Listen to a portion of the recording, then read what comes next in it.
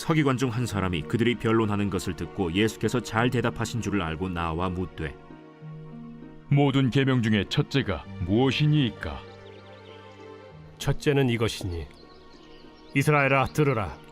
주 곧 우리 하나님은 유일한 주시라. 내 마음을 다하고 목숨을 다하고 뜻을 다하고 힘을 다하여 주 너희 하나님을 사랑하라 하신 것이요.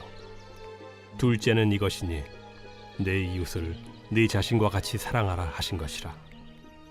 이보다 더 큰 계명이 없느니라. 선생님이여 옳소이다. 하나님은 한 분이시요 그 외에 다른 이가 없다 하신 말씀이 참이니이다. 또 마음을 다하고 지혜를 다하고 힘을 다하여 하나님을 사랑하는 것과 또 이웃을 자기 자신과 같이 사랑하는 것이 전체로 드리는 모든 번제물과 기타 제물보다 나으니이다. 예수께서 그가 지혜 있게 대답함을 보시고 네가 하나님의 나라에서 멀지 않도다 하시니 그 후에 감히 묻는 자가 없더라. 사랑하는 큰습가족 여러분, 평안하시죠? 이제 봄이 문을 열고 들어온 것 같습니다. 오늘도 하나님의 말씀 앞으로 함께 나아가 우리를 향하신 하나님의 마음과 생각을 함께 나누겠습니다. 오늘 본문은 한 서기관이 예수님께로 다가오는 것으로 시작됩니다. 어제 본문에 보면 사두개인과 예수님이 변론 가운데 있었는데 그 장면을 보았던 한 서기관이 예수님께 나와 예수님 참 대답을 잘하셨습니다. 예수님 말씀이 맞습니다. 라고 하며 한 가지의 질문을 주님께 내어놓습니다. 자, 오늘 본문 28절이죠. 예수님, 제일 첫째 되는 계명이 무엇입니까? 어떤 계명이 첫 번째입니까? 라고 묻습니다. 왜냐하면 당시 유대인들은 모세오경에 있는 율법 외에도 613가지의 규정을 만들어서 이것이 중요하다, 저 계명이 더 중요하다 변론하고 그렇게 규정을 더 강화시켜야 된다, 그렇지 않다, 그런 논란들이 참 많았습니다. 그래서 이 서기관이 예수님께 묻죠. 예수님 생각에는 어떤 계명이 첫 번째입니까? 라고 질의를 하죠. 예수님 29절부터 말씀하시죠. 첫 번째는 이것이다. 쉐마 이스라엘아 들으라. 주 우리 하나님은 유일한 주시니라. 하나님이 어떤 분인가를 정의하면서 30절 내 마음을 다하고 목숨을 다하고 뜻을 다하여 힘을 다하여 주 너희 하나님을 사랑하라. 여호와 하나님을, 유일하신 여호와 하나님을 사랑하는 것이 첫 번째 계명이고, 또 31절에 보면 둘째 계명은 이것인데 내 이웃을 내 자신과 같이 사랑하라. 이보다 더 큰 계명이 없다. 예수님의 초점은 이미 알고 있는 십계명의 그 깊은 의도와 목적을 제대로 드러내주고 있습니다. 1계명부터 4계명까지는 하나님을 어떻게 우리가 더 사랑할 것인가에 대한 구체적인 계명이고, 5계명부터 10계명은 이웃을, 부모로부터 시작하여 이웃을 어떻게 사랑할 것인가에 관한 사랑의 계명이다. 그래서 하나님 사랑, 이웃 사랑, 사랑이 가장 계명의 핵심이라는 사실을 이 서기관에게 설명합니다. 자, 32절에 보니까 서기관이 깜짝 놀라서 그렇습니다 선생님, 선생님 말씀이 정말 맞습니다. 그리고 하나님은 한 분이시고 그 외에 다른 분이 없는 유일하신 하나님이실 뿐만 아니라 지혜를 다하고 힘을 다하여 하나님 사랑하는 것, 이웃 사랑하는 것 맞습니다. 제사보다 하나님께서 이것을 더 사랑하시는 줄 내가 압니다. 지혜로운 예수님의 대답에 지혜로 인정하는 아름다운 대화를 우리가 보게 됩니다. 자, 이 얘기를 들으셨던 예수님, 우리가 알고 있는 대로 제사장, 서기관, 바리새인, 사두개인들은 다 기득권자, 종교의 어떤 명예와 위치와 명분만 가지고 정말 예수님을 적대했던 사람인데, 이 서기관에 대해 예수님이 너무 흡족한 대화와 답을 들으시고 칭찬하십니다.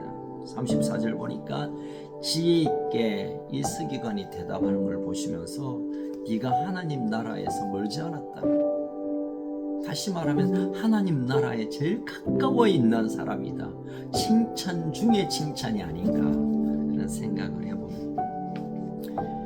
당시 많은 사람들은 하나님의 나라, 킹덤, 나라에 대해서는 어떤 권세, 권위, 자리, 그래서 파벌 이런 걸 추구했지만, 적어도 이 서기관은 영적인 어떤 분별력, 통찰력으로 예수님의 말씀을 제대로 알아들었고 그 말씀에 동의하고 취하는 지혜로운 사람이었다라고 예수님이 말씀하고 계시죠. 예수님이 잘 칭찬하지 않는데, 특별히 종교 지도자들에 대해서 특관계에 계셨는데, 특별히 이 서기관에 대해 놀라울 정도로 칭찬과 축복을 하고 있는 것입니다. 여러분, 그렇습니다. 우리가 이 땅에서 신앙생활하는, 주님 오실 때까지 어차피 우리가 신앙생활 해가야 되는데, 이 신앙생활이 어떤 규범을 지키고 어떤 규칙에 벗어나지 않고 늘 해왔던 것을 마음 없이, 또 사랑함 없이, 마음의 깊은 감동 없이 형식에만 치우친다면 하나님 나라와 상관없는 헛수고가 될 것입니다. 그러나 깊은 사랑에서 하나님을 바라보고 그 하나님이 주신 말씀을 사랑으로 취하고 사랑으로 반응하고, 또 하나님께서 내게 주신 이웃을 비교하는 대상이 아니라 그냥 불편한, 어차피 가야 되는 그런 동행자의 관점이 아니라 사랑으로 귀하게 받아들이고 사랑으로 다가서고 사랑으로 들여다볼 때, 그 흑한 죄를 덮어버리는 사랑이 우리에게 있을 때 어떤 자에게도 우리는 한 가족됨으로 나아갈 수 있습니다. 오늘 다시 한번 주님이 우리의 삶의 지표, 삶의 원칙, 삶의 기준을 말합니다.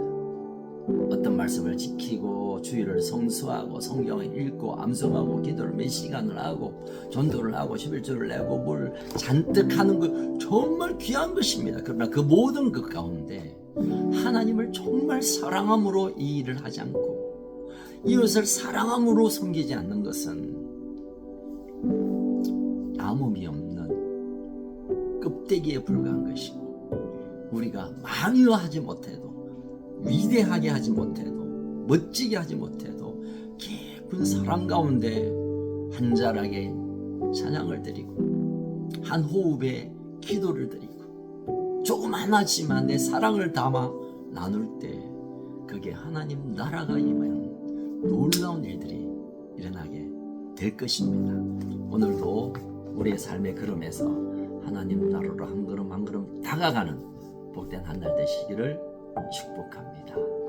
살아계신 하나님 아버지, 예수님께서 이 땅에 우리가 어떤 기준과 어떤 삶의 원칙으로 살아야 될 것을 다시 말씀해 주셨습니다. 뜨겁게 깊이 하나님 사랑함으로 하나님께 다가가고 그 사랑으로 내 곁에 있는 자들을 돌아보는 것, 여기에 하나님 나라가 가까워져감을 우리가 기억하게 하여 주옵소서.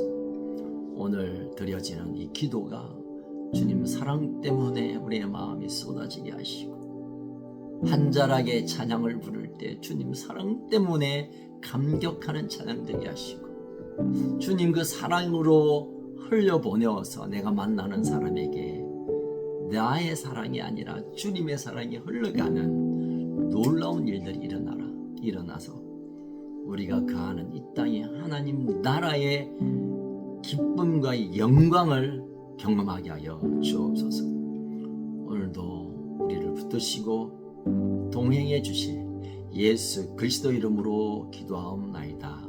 아멘. 여러분 오늘도 승리하시는 복된 한 날 되시기를 축복합니다.